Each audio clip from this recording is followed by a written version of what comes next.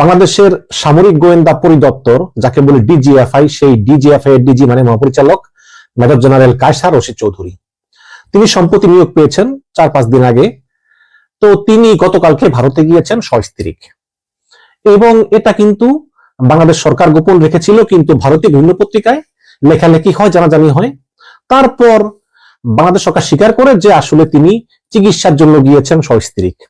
এখন প্রশ্ন হচ্ছে যে চিকিৎসার জন্য কেন ভারতে যেতে হলো? মেজর জেনারেল কায়সার রশিদ চৌধুরী এই শুক্র 8 দিনও হয় নাই তিনি মহাপরিচালক পদে নিয়োগ পেলেন ডিজিএফআই এর সামরিক গোয়েন্দা পরিদপ্তরের মতো গুরুত্বপূর্ণ পদে, এবং তারপরই তার চিকিৎসার জন্য ভারতে যাওয়া লাগলো এত দেশ থাকতে। আর তিনি তো আর একেবারে গরিব নন যে তিনি ভারতে যাবেন, তিনি ইচ্ছা করলে থাইল্যান্ড, সিঙ্গাপুর যেতে পারতেন চিকিৎসার জন্য, তাই না? তো এই যে তিনি ভারতে গেলেন, নিশ্চয়ই তিনি সেখানে নিরাপত্তা বিষয়ক কোনো মিটিং করবেন ভারতীয় কারো সঙ্গে। হ্যাঁ, তো আমি ভারতীয় সাংবাদিক গৌতম লাহিড়ীর কাছে জানতে পারলাম যে আসলেই তিনি সেখানে একটি নিরাপত্তা বিষয়ক মিটিং করবেন ভারতীয় নিরাপত্তা বিষয়ক কোনো কর্মকর্তার সঙ্গে, এবং তারেক রহমান সরকার নির্দেশেই তিনি ভারতে গিয়েছেন ওই নিরাপত্তা বিষয়ক বৈঠকটি করার জন্য, যেটা গত 5 বছর ধরে কিন্তু কোন ডিজিএফআই ডিজি এর আগে ভারতে যাননি। শেখ হাসিনার আমলের মাঝামাঝি সময়ে একজন গিয়েছিলেন, তারপর এই প্রথম একজন গেলেন। আমরা দেখতে পাচ্ছি যে ডক্টর ইউনূস সরকারের সময় ভারতের সঙ্গে বাংলাদেশের যে খারাপ সম্পর্ক ছিল, সেই সম্পর্কটা আসলে তারেক রহমান একটু একটু করে কাটিয়ে ওঠার চেষ্টা করতেছেন। এবং আমি মনে করি যে তারেক রহমানের সঙ্গে ভারতের সম্পর্ক ইউনূসের সময় চাইতে ভালো হলেও আসলে শেখ হাসিনার সময়ের মতো এত ঘনিষ্ঠ হবে না। শেখ হাসিনা যেমন ভারতের প্রতি পূর্ণ মাত্রা নির্ভরশীল ছিল, এখন তো তারেক রহমান সেটাকে কাটিয়ে পারস্পরিক নির্ভরশীলতার দিকে যাবেন, যে ভারতও নির্ভরশীল, বাংলাদেশও নির্ভরশীল। এই যে DGFI DG major general Kaiser Chowdhury তিনি ভারতে গেলেন, আমি এটাকে কিন্তু নেগেটিভলি দেখি না, কারণ সরকার বলেছে তিনি গিয়েছেন। ইউনূস সরকার বলেছিল লেফটেন্যান্ট জেনারেল কামরুল হাসানকে পাকিস্তান যাও, প্রতিরক্ষা বিষয়ক আলাপ আলোচনা করো। আবার ইউনূস সরকার লেফটেন্যান্ট জেনারেল ফয়জুর রহমানকে বলেছিলেন পাকিস্তান যাও, তারা গিয়েছেন। এখন পাকিস্তান গিয়ে এই দুইজন লেফটেন্যান্ট জেনারেল ভারতের চক্ষুশূল হয়েছেন। ফলাফল হচ্ছে তারেক সরকার ক্ষমতা এসে তাদেরকে কম গুরুত্বপূর্ণ পদে বদলি করে দিয়েছে। এগুলি সবই হচ্ছে আসলে রাজনীতি। তো আমার মনে হয় যে ক্ষমতা আসার আগে তারেক রহমানের সঙ্গে ভারতের একটা আন্ডারস্ট্যান্ডিং হয়েছে, সেটা আমেরিকার সঙ্গে হয়েছে। আমেরিকার তৎকালীন রাষ্ট্রদূত ট্রেসিয়ান জ্যাকবসন 2 বার গেছেন লন্ডনে তারেক রহমানের সঙ্গে দেখা করার জন্য। তারপরে ভারত দেখা করেছে, কিন্তু ভারত দেখা করেছে তারেক রহমানের সঙ্গে, এবং এটা পুরো ডিল করেছে লন্ডনে অবস্থিত ভারতীয় হাইকমিশনই এই পুরোটা ডিল করেছে, এবং তাদের সঙ্গে তারেক রহমান একাধিক বৈঠক হয়েছে, সেই বৈঠক কথা হয়েছে। এখন প্রশ্ন হচ্ছে যে তারেক রহমান আসলে এই ধরনের ডিল করলো কেন? তারেক রহমান ভারতকে কথা দিয়েছেন, আমেরিকা কথা দিয়েছেন যে ক্ষমতায় তিনি তাদের এই সব দাবিগুলো পূরণ করবেন। আমি 2-1 জন বিএনপি নেতাদের সঙ্গে আলাপ করেছি, তারা বলতেছে যে দেখেন, তারেক রহমান কিন্তু ডক্টর ইউনূসকে পুরোপুরি বিশ্বাস করতেন না। তারেক রহমান মনে করতেন যে যেহেতু আওয়ামী লীগ মাঠে নাই, নির্বাচন দিলে আমরাই সরকার গঠন করব, কিন্তু সরকারের মধ্যে বিভিন্ন উপদেষ্টারা অনবরত ডক্টর ইউনূসকে ভুল বোঝাচ্ছে। কাজে এখন যদি আমরা ডক্টর ইউনূসের সঙ্গে সরাসরি একদম আপন হয়ে যাই, ক্লোজ হয়ে যাই, এবং জুলাই সনদ বা বিভিন্ন বিষয়ে একই সুরে কথা বলি, তারপর যদি ডক্টর ইউনূস নির্বাচন না দেয়, তাহলে আমরা আমেরিকা ভারতকেও হারাবো, ইউনূসকেও হারাবো। একুলো গেল। তো সুতরাং তারেক রহমানের কথা হচ্ছে যে সবার সঙ্গে একটা মিল দিয়ে চলা। দেখেন না, এই যে বললো যে হ্যাঁ গণভোট মেনে নিব, জুলাই সনদ মেনে নিব, সবই করব, কিন্তু নির্বাচনের পরে মেজর হাফিজ বলতেছে যে এগুলো তো কথা বলছি, না বলে তো নির্বাচন দিত না, কিন্তু আমরা জুলাই সনদ বাস্তবায়ন করবে না। আবার এই গণভোটের বিরুদ্ধে 2 জন বিএনপি পন্থী আইনজীবী তারা রিট করেছে আদালতে, এবং এই 2 জন বিএনপি পন্থী আইনজীবী কিন্তু তারেক রহমানের নির্দেশেই এই মামলাটা করেছে। এবং স্বরাষ্ট্রমন্ত্রী সালাউদ্দিন আহমেদ বলেছেন যে দেখি আমরা আদালত কি রায় দেয়। এখন আদালত যদি বলে গণভোট অবৈধ, তাহলে আর তাদের এই ঝামেলা করা লাগলো না সংসদে। তা না হলে জামাত এনসিপি বলবে যে যেহেতু গণভোটে হ্যাঁটা যুক্ত হয়েছে, সুতরাং তোমরা সংবিধান সংস্কার কমিশনের সদস্য হিসাবে শপথ নাও এবং সংস্কার বাস্তবায়ন করো। এখন যদি এই আদালত বলে যে এটা অবৈধ, তাহলে এইসব লেখা চলে যায়, তাহলে ওই আদালতের ঘাড়ে বন্দুক রেখে তাদের উদ্দেশ্য হাসিল করা যায়, যেমনটা হাসিনা করেছিল কোটা সংস্কারের সময়, এরকম আর কি। তো এখন তারেক রহমান প্রধানমন্ত্রী হয়েছে, এখন ওই ভারত এবং আমেরিকাকে দেওয়া কথা বাস্তবায়ন করার পালা। সেটা বাস্তবায়ন করতে গিয়ে আসলে তারেক রহমান খুব ভেবেচিন্তে এগুচ্ছেন। তিনি ভারত এবং আমেরিকাকে যে কথা দিয়েছেন সেই কথা রাখছেন, পাশাপাশি যাতে এনসিপি এবং জামাতও রাগ না হয় তাদেরকেও তিনি ম্যানেজ করে চলার চেষ্টা করতেছেন। ওদিকে সবচেয়ে অবমূল্যায়িত হচ্ছে চীন এবং পাকিস্তান পন্থীরা, তারা তেমন একটা সুযোগ পাচ্ছে না। এখন দেখা যাক তারেক রহমান আসলে এই পুরো ভূরাজনীতিকে কিভাবে মেনটেন করতে পারেন। এবং পল কাপুর অলরেডি বাংলাদেশে আসছেন, মার্কিন উপসহকারী পররাষ্ট্রমন্ত্রী। সেই পল কাপুর, যিনি ওই ডোনাল্ডুর মতো, বাইডেনের সময় ছিলেন ডোনাল্ডু ওই রকম, তিনি ভারতে ছিলেন 3 দিন। সেখান থেকে তিনি গতকালকে ঢাকায় আসলেন এবং ভারতে তিনি 3 দিন বিভিন্ন পর্যায়ের, উচ্চ পর্যায়ের ভারতীয় নেতৃবৃন্দের সঙ্গে বৈঠক করেছেন। এবং সেখানে আওয়ামী লীগের এবং ভারতীয় কিছু গুজববাজ মিডিয়া তারা বলতেছেন যে পল কাপুর নাকি শেখ হাসিনার সঙ্গে দেখা করেছেন। এই বিষয়টা সম্পূর্ণ মিথ্যা, আমি দায়িত্ব নিয়ে বলছি। পল কাপুর শেখ হাসিনার সঙ্গে দেখা করেননি বা করার কোনো কারণও নেই, কারণ শেখ হাসিনা তো আর প্রধানমন্ত্রী না। এবং এই গুজব মিডিয়া বলতেছে বাংলাদেশে এসেও নাকি এই পল কাপুর তারেক রহমানের সঙ্গে বৈঠক করবেন, পররাষ্ট্রমন্ত্রীর সঙ্গে বৈঠক করবেন, স্বরাষ্ট্রমন্ত্রীর সঙ্গে বৈঠক করবেন, হুইচ ইজ রাইট, করতেই পারে। তারপরে বাণিজ্য মন্ত্রী মুক্তাদিরের সঙ্গে বৈঠক করবেন এবং তিনি জামাতের নেতা এনসিপি নেতাদের সঙ্গে বৈঠক করবেন। এবং পল কাপুর নাকি আওয়ামী লীগের নেতাদের সঙ্গে বৈঠক করবেন, সাবর হোসেন চৌধুরী সহ অন্যান্যরা। এবং এই ধরনের কোনো কথাও কিন্তু আমরা শুনিনি, বৈঠক করার কারণও নাই। তবে একটা বিষয় দেখার আছে যে পল কাপুর আসলে ডক্টর ইউনূসের সঙ্গে বৈঠক করেন কিনা। যদি পল কাপুর ডক্টর ইউনূসের সঙ্গে বৈঠক করেন তাহলে আমরা বুঝবো যে ইউনূস কিন্তু এখনো মাঠ ছাড়ে নাই, কোনো না কোনো ভাবে সে তার প্রভাব ধরে রেখেছে। আর যদি পল কাপুর ডক্টর ইউনূসের সঙ্গে কোনো বৈঠক না করে তাহলে বুঝতে হবে যে ডক্টর ইউনূস আর মাঠে নাই। এখন তারেক রহমান সরকার কিন্তু ডক্টর ইউনূসের প্রতি কিন্তু খুশি না, এটা হচ্ছে বাস্তবতা। তারেক রহমান সরকার ডক্টর ইউনূস সরকারকে পছন্দ করতেন না, কিন্তু পছন্দের অভিনয় করতেন।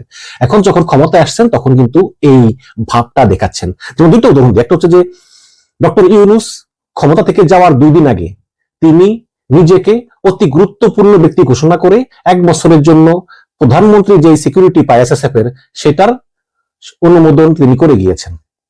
এখন সরকারের নির্বাহী আদেশে যেই সব গেজেট প্রকাশিত হয় সেই সব গেজেট গুলো কিন্তু একটা ওয়েবসাইটে পাওয়া যায়, বাংলাদেশ সরকার একটা ওয়েবসাইটে। সেই ওয়েবসাইট থেকে কিন্তু তারেক রহমান সরকার এই গেজেটটা সরিয়ে দিয়েছে। এখন গেজেট সরিয়ে দিলেও ওই যে ডক্টর ইউনূস পদত্যাগ করার আগে তিনি তাকে অতি গুরুত্বপূর্ণ ব্যক্তি হিসেবে ঘোষণা করে গিয়েছেন 1 বছরের জন্য, সেটা কিন্তু এখন তারেক রহমান সরকার বাতিল করেনি। ইচ্ছা করলে করতে পারে, বাট হয়তো বিরক্ত হয়ে ওই গ্যাজেটটা আসলে ওয়েবসাইট থেকে সরিয়ে দিয়েছে। কিন্তু ইউনূসের প্রেস সচিব শফিকুল আলম বলেছেন যে ডক্টর ইউনূস এটা করে তিনি কোনো বিধি লঙ্ঘন করেননি, কারণ সাবেক উপদেষ্টা লতিফুর রহমান 2001 সালে তিনিও ক্ষমতা ছেড়ে দেওয়ার পরে 1 বছর ভিআইপি সুবিধা পেয়েছিলেন। যাই হোক, হতে পারে, কিন্তু তারেক রহমান সরকার বিভিন্ন কারণে ইউনূস সরকারের উপর সন্তুষ্ট না।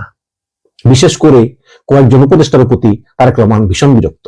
এর আরেকটা উদাহরণ কি, সেটা হচ্ছে আপনারা জানেন যে গতকালকে দুর্নীতি দমন কমিশনের যে প্রধান পরিচালক আব্দুল মোমেন সহ একদম পুরো টিমকেই তারেক রহমান বিদায় করে দিয়েছেন, যা অনেকেই অবাক করেছে। যদিও তারেক রহমান তিনি ক্ষমতা আসার পরেই চিফ প্রসিকিউটর তাজুল ইসলামকে সরিয়ে দিয়েছেন, গভর্নর আহসান এইচ মনসুরকে সরিয়েছেন, তারপরে সোনালী ব্যাংকের এমডি অনেককে সরিয়েছেন। এবং অনেকেই বলতেছেন যে তারেক রহমান এই 14-15 দিন ক্ষমতায় এসেই তিনি প্রত্যেকটি রাষ্ট্রীয় প্রতিষ্ঠানকে যেভাবে দলীয়করণ করতেছেন, শেখ হাসিনাও কিন্তু এটা করতে তার 5 বছর লেগেছিল। এমনকি সেনাবাহিনীতে তারেক রহমান ব্যাপক পরিবর্তন এনেছেন, পুলিশের ভিতরেও ব্যাপক পরিবর্তন এনেছেন, রদবদল করেছেন। এবং এই কাজটা করতে কিন্তু শেখ হাসিনার 5 বছর লেগেছিল, তারেক রহমান এটা একদম 14-15 দিন শেষ করে দিয়েছেন। এবং এটা কিন্তু কোনো ভালো লক্ষণ না। যাই হোক, তো আব্দুল মোমেনের কথা ফিরে আসি। দুর্নীতি দমন কমিশনের প্রধান আব্দুল মোমেন, যাকে নিয়োগ দিয়েছিলেন ডক্টর ইউনূস। তো আমি শুনলাম যে তারেক রহমান প্রধানমন্ত্রী হওয়ার পরে তিনি চেয়েছিলেন যে থাকুক না দুর্নীতি দমন কমিশনের প্রধান হিসেবে ডক্টর আব্দুল মোমেন, কারণ তিনি এক সময় সাবেক প্রধানমন্ত্রী বেগম খালেদা জিয়ার একান্ত সহকারী সচিব ছিলেন। তো সে থেকে একটা মানে উইক মাইন্ড ছিল তারেক রহমানের এই মোমেনের প্রতি, থাকুক, রয়েছে থাকুক। কিন্তু 3-4 দিন আগে ইউনূস সরকারের সাবেক সড়ক এবং সেতু এবং জ্বালানি উপদেষ্টা ফজলুল কবির খান তিনি সরকারি বাসা, যেই মিন্টু রোডের সরকারি বাসা থাকতেন, সেই বাসা ছেড়ে দেওয়ার আগের দিন একটা ইফতার পার্টির আয়োজন করেন। সেই ইফতার পার্টিতে সাবেক সরকারের প্রায় সবাইকেই দাওয়াত দেন।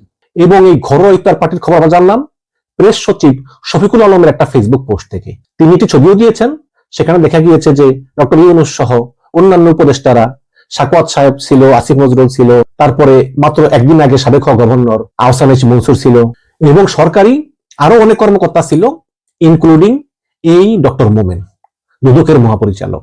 এই জিনিসটা তারেক রহমান ভালোভাবে নেননি। বিশেষ করে যেই ফজল কবির খান, উপদেষ্টা ফজল কবির খান, যিনি কিন্তু আদিলুর রহমান খান গৃহায়ন এবং গণপূর্ত উপদেষ্টা, এই আদিলুর রহমান খান এবং ফজল কবির খান এই দুইজন মিলে কিন্তু নির্বাচনটাকে পেছানোর অনেক চেষ্টা করেছেন। তারেক রহমান এই দুইজন লোক সহ রেজওয়ানা হাসানকে পছন্দই করেন না।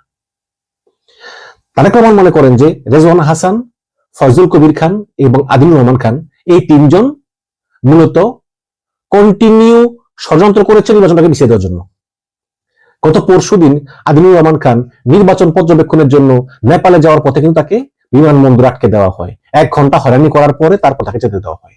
এটাও কিন্তু সরকারের এক ধরনের নির্দেশেই হয়েছে বলে অনেকে মনে করেন। দুদকের মতো একটি সাংবিধানিক পদে থেকে সরকারের অনুমতি ছাড়া সাবেক সরকারের ইফতার পার্টিতে অংশগ্রহণের জন্য তারেক রহমান যার কন্যাই এই ডক্টর আব্দুল মোমেনের প্রতি ক্ষিপ্ত হন। ক্ষিপ্ত হয়ে তিনি বলেন যে পুরো টিমকেই চলে যেতে হবে, বাট 1 মাস সময় দেওয়া যেতে পারে। কিন্তু তখন তারেক রহমানের কাছের লোক তারেক রহমানকে এই ডক্টর মোমেনের আরেকটা অপকর্মের কথা বলেন। কি সে অপকর্ম? সেটা হচ্ছে গত বছরের 9 ডিসেম্বর ছিল আন্তর্জাতিক দুর্নীতি দমন দিবস। হ্যাঁ, তো সেখানে অতিথি হয়ে এই আব্দুল মোমেন কি বলেছেন? তিনি বলেছেন যে যদি জনগণ চাঁদাবাজ এবং দুর্নীতিবাজদের ভোট না দেয় তাহলে দেশে দুর্নীতি এমনিতেই কমে যাবে। এখন তারেক রহমান মনে করতেছেন যে এই যে চাঁদাবাজ বলতেছে, দুর্নীতিবাজ বলতেছে, এগুলো আসলে ডক্টর আব্দুল মোমেন বিএনপিকেই বুঝিয়েছেন। আপনারা তো এগুলো দেখেছেন যে নির্বাচনের আগে যখন বলতাম যে চাঁদাবাজের ভোট দিয়ে না, তখন বিএনপির লোকজন কমেন্টে গালিগালাজ করতো, কারণ চাঁদা তো ওরাই নেয়, তাই না? তো তারেক রহমান মনে করতেছেন যে গত বছরের 9 ডিসেম্বর আন্তর্জাতিক দুর্নীতি দমন দিবসে আব্দুল মোমেন যে বলেছেন যে দুর্নীতিবাজ এবং চাঁদাবাজদের ভোট দিবেন না, তার মানে তিনি পরোক্ষভাবে জনগণকে বলেছেন যে আপনারা বিএনপিকে ভোট দিবেন না। তো এইসব কারণে তারেক রহমান আব্দুল মোমেনকে বলেছেন যে আপনি ইমিডিয়েটলি পদত্যাগ করেন। তো আব্দুল মোমেন বলেছেন যে আমাকে 1 মাস সময় দিন, 1 মাস সময় দিন, আমরা 1 মাসের মধ্যে ধাপে ধাপে পদত্যাগ করব এবং নতুন যাকে নিয়োগ দিবেন তাকে আমাদের কাজ বুঝিয়ে দিব। কিন্তু তারেক রহমান সরকার বলতেছে যে না, এই মুহূর্তে পদত্যাগ করতে হবে, প্রয়োজন আপনাদের 1 মাসের বেতন আমরা দিয়ে দিব, সমস্যা নেই, বাট আপনাদেরকে আর বিশ্বাস করা যায় না। তো এই হচ্ছে কি অবস্থা। ফিরে আসি পলকাপুর 3 দিনের ভারত সফর শেষে তিনি ঢাকায় এসেছেন। ঢাকায় এসে কিছু ব্যবসায়ী সঙ্গে অলরেডি বৈঠক করেছেন। আগামীকালকে তিনি দফায় দফায় মিটিং করবেন। 2 দিনের সফর, রাজনীতিবিদ, ব্যবসায়ী, সুশীল সমাজের প্রতিনিধির সঙ্গে বৈঠক করবেন এবং এই বৈঠকে আসলে আওয়ামী লীগের সঙ্গে কোনো বৈঠক হওয়ার সম্ভাবনা নাই। এবং ট্রাম্প সরকার আসলে এই মানবাধিকার, গণতন্ত্র এগুলো নিয়ে কিন্তু তো মাথা হয় না। আওয়ামী লীগ নেতাদের কোনো মাথা ব্যথা নাই।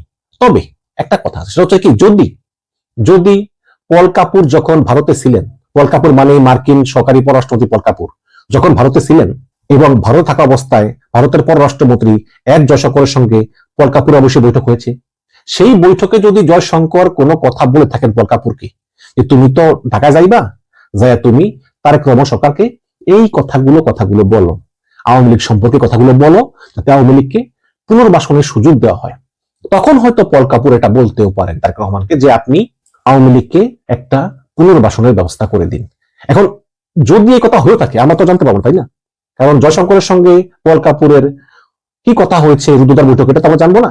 বা যদি এটা হয়ে থাকে তাহলে পল কাপুর হয়তো সেটা তারেক রহমানকে বলবেন যে ভারত থেকে একটা রিকোয়েস্ট আসছে, আওয়ামী লীগকে একটু পুনর্বাসনের সুযোগ করে দিন, বা যাদের নামে মামলা আছে তাদেরকে একটু জামিনে মুক্ত হওয়ার ব্যবস্থা করে দিন, নিষেধাজ্ঞা উঠিয়ে নিন, আমাদের উপর থেকে তারা রাজনীতি করুক, এই ধরনের কিছু বলতে পারে। বাট সেটা আমরা সময় হলেই জানতে পারবো, কারণ কিছু তো গোপন থাকে না। তবে আমার মনে হয় যে আওয়ামী লীগকে রাজনীতি করার সুযোগ আপাতত না দিলেও আওয়ামী লীগের অনেক নেতা কারাগার থেকে মুক্তি পাবে নিকট ভবিষ্যতে। এবং আরেকটি বিষয় হচ্ছে যে পল কাপুর তো তারেক রহমানকে যা বলার বলবেনি, সেটা আওয়ামী লীগের বিষয় হোক বা ভারতের নিরাপত্তার বিষয় হোক। কারণ পল কাপুর আসছেন বাংলাদেশে, আর বাংলাদেশের ডিজিএফ এর ডিজি গেছেন ভারতে। তো এই দুইটা জায়গায় কিন্তু একটা কথা আদান প্রদান হবে, একটা পলিসি নির্ধারণ হবে যে কিভাবে বাংলাদেশ এবং ভারত সন্ত্রাস দমনে এবং পারস্পরিক নিরাপত্তায় 2 দেশের নিরাপত্তা তথ্য আদান প্রদান করতে পারে। এতে উভয় দেশের শত্রুদেরকে চিহ্নিত করে দমন করা যায়, যেটা শেখ হাসিনা আমলে হতো। সেরকম একটা কিছু কিন্তু আবার শুরু হয়েছে, যেটা ইউনূসের 1.5 বছরে ভারত কোনো পাত্তাই পায়নি। আবার সেটা শুরু হয়েছে, এবং এটা তো হবে আসলে, কারণ ইউনূস তো আর পলিটিক্যাল গভর্নমেন্ট ছিল না। ইউনূসের ক্ষমতায় থাকাও লাগবে না, ইউনূস জানে যে সে চলে যাবে, এই কারণে ইউনূস ভারতকে পাঠাইতো না। কিন্তু একটা political government like Tarique Rahman government, তারা কিন্তু চাইবেই ভারতের সঙ্গে একটা সুসম্পর্ক স্থাপন করতে, কারণ এছাড়া কিন্তু অনেক সমস্যা ছিল, তারাও বোঝে। 5ই মার্চ থেকে ভারতের রাজধানী দিল্লিতে একটা রায়সিনা সম্মেলন আছে। এই রায়সিনা সম্মেলনে ভূরাজনীতি এবং ভূ অর্থনীতি নিয়ে বিভিন্ন দেশের পররাষ্ট্রমন্ত্রীরা ভারতের রাজধানী দিল্লিতে আলাপ করবেন, বিভিন্ন থিঙ্ক ট্যাঙ্করা বসবেন। সেখানেও ভারত বাংলাদেশের পররাষ্ট্রমন্ত্রী খলিলুর রহমানকে আমন্ত্রণ জানিয়েছেন, কিন্তু খলিলুর রহমান সেখানে যাবেন না। না গেলেও সমস্যা নাই, আগামী 8ই মার্চ আমি যে শহরে থাকি লন্ডনে, সেই লন্ডনে কমনওয়েলথের পররাষ্ট্রমন্ত্রীদের একটা মিটিং হবে। সেই মিটিং এ খলিলুর রহমান এবং তারেক রহমানের পররাষ্ট্র বিষয়ক উপদেষ্টা হুমায়ুন কবির অংশগ্রহণ করবেন, এবং সেখানে ভারতের পররাষ্ট্রমন্ত্রী জয়শঙ্করের সঙ্গে একটি বৈঠক সাইডলাইনে হওয়ার কথা রয়েছে। এবং সেই বৈঠকেই তারেক রহমান সরকারের কি প্ল্যান, কি পরিকল্পনা, বা কিভাবে কাজ করা যায়, ব্যবসা বাণিজ্য, সংস্কৃতি, এবং সবচেয়ে বড় কনসার্ন হচ্ছে ভারতের নিরাপত্তা, সেই নিরাপত্তা বিষয়ে সংলাপ অনুষ্ঠিত হবে এই খলিলুর রহমান এবং জয়শঙ্করের মধ্যে। একসময় কিন্তু খলিলুর রহমানকে ভারত পছন্দ করতো না। ভারতের গোয়েন্দা সংস্থা র সব সময় খলিলুর রহমান কোথায় যায়, কি করে, সব গতিবিধি তারা পর্যবেক্ষণ করত। হ্যাঁ, তো এখন সেই খলিলুর রহমান কিন্তু ভারতের অকৃত্রিম বন্ধু হয়ে গিয়েছে, এবং যে খলিলুর রহমান পিনাকি ভট্টাচার্য এবং তার চাচাতো ভাই আদিলুর রহমানের মাধ্যমে উপদেষ্টা হয়েছেন, তাদের সঙ্গেও তার যোগাযোগ বিচ্ছিন্ন। এখন তিনি তারেক রহমানের ঘনিষ্ঠ পররাষ্ট্রমন্ত্রী হয়ে গিয়েছেন। এখন সেখানে অবশ্যই যদি বৈঠক করেন জয়শঙ্করের সঙ্গে, সেখানে হয়তো আওয়ামী লীগ প্রসঙ্গ আসলেও আসতে পারে। ভারত বুঝে গিয়েছে যে আওয়ামী লীগ হয়তো নিকট ভবিষ্যতে ক্ষমতা আসতে পারবে না, বা যদি আওয়ামী লীগকে অন্তত রাজনীতি করার সুযোগ দেওয়া হয় এবং ভারতে যে পতাকা আওয়ামী লীগ আছে তাদেরকে দেশে ফিরানোর ব্যবস্থা করা হয়, সেটা তো কম না, তাই না? এবার আস্তে আস্তে হয়তো আওয়ামী লীগ একটা সময় আবার একটা শক্তি উঠতে পারে বলে ভারত মনে করে। বাট নিকট ভবিষ্যতে না হলেও ভারত যে তারেক রহমান সরকারের উপরে পুরোপুরি সন্তুষ্ট, এটা বলাই যায়। আমেরিকা ভারতের চোখ দিয়ে বাংলাদেশকে আর দেখে না। না দেখলেও যেহেতু ভারত আমেরিকার বন্ধু, কাজেই আমেরিকা চায় যে সম্পর্কটা আমেরিকার সঙ্গেও থাকুক, ভারতের সঙ্গেও থাকুক, এবং ওই বলয়ে চলুক যে বাংলাদেশ, ভারত, আমেরিকা যাতে চীনের সঙ্গে কোনো সম্পর্ক না রাখে। পাকিস্তানের সঙ্গে সম্পর্ক রাখে কোনো সমস্যা নেই, এটা আমেরিকার কোনো সমস্যা নেই, কিন্তু চীনের সঙ্গে সম্পর্ক না রাখে। যদিও চীনের রাষ্ট্রপতি ইয়া ওয়েন তিনি 4-5 দিন আগে প্রধানমন্ত্রী তারেকের সঙ্গে বৈঠক করেছেন, এবং সেই বৈঠকে তিনি অনেক কথা বলেছেন। এখন আসলে ভূরাজনৈতিক বিষয় বড়ই জটিল। এখন তারেক রহমান কিভাবে এই ভূরাজনীতি সামলান, এটাই দেখার বিষয়। তো আমার এই ডিসকাশনের মানে উপসংহার হচ্ছে এই যে ডিজিএফআই এর DG major general Kaiser Rashid Chowdhury তিনি ভারতে গিয়েছেন মূলত নিরাপত্তা সম্মেলনে অংশ নিতে, একটা গোপন নিরাপত্তা সম্মেলন, কোনো চিকিৎসার জন্য না। আর পল কাপুর তিনি মূলত ঢাকায় আসতেছেনই এই ইউনূস সরকারের সঙ্গে করা যে চুক্তিগুলো আছে, সেই চুক্তিগুলো যাতে তারেক রহমান সরকার কন্টিনিউ করে, এবং আকসা, জিসোমিয়া সহ বিভিন্ন নিরাপত্তা বিষয়ক বিভিন্ন চুক্তি, প্লাস এগুলোর ভিতরেই আছে যে বিভিন্ন সামরিক যন্ত্রপাতি আমদানি, তারপরে ওই যে মার্কিন জাহাজ যে তেল ভরার জন্য আসে চট্টগ্রাম বন্দরে, এইসব সার্ভিসগুলো, তারপরে যে বাণিজ্য চুক্তি হয়েছে 19% ট্যারিফ, এসব বিভিন্ন বিষয় নিয়ে আরো বিস্তারিত আলোচনা করবে। মূলত এই পল কাপুরের বাংলাদেশ সফরের উদ্দেশ্যই হচ্ছে মূলত বাণিজ্য, বা যদি ভারত রিকোয়েস্ট করে আওয়ামী লীগের বিষয়ে, তাহলে সেই বিষয়ে হয়তো তারেক রহমানের সঙ্গে পল কাপুরের কথা হতে পারে। দর্শক, আপনাদের মতামত জানতে চাই। ভালো থাকবেন, আজ এ পর্যন্তই।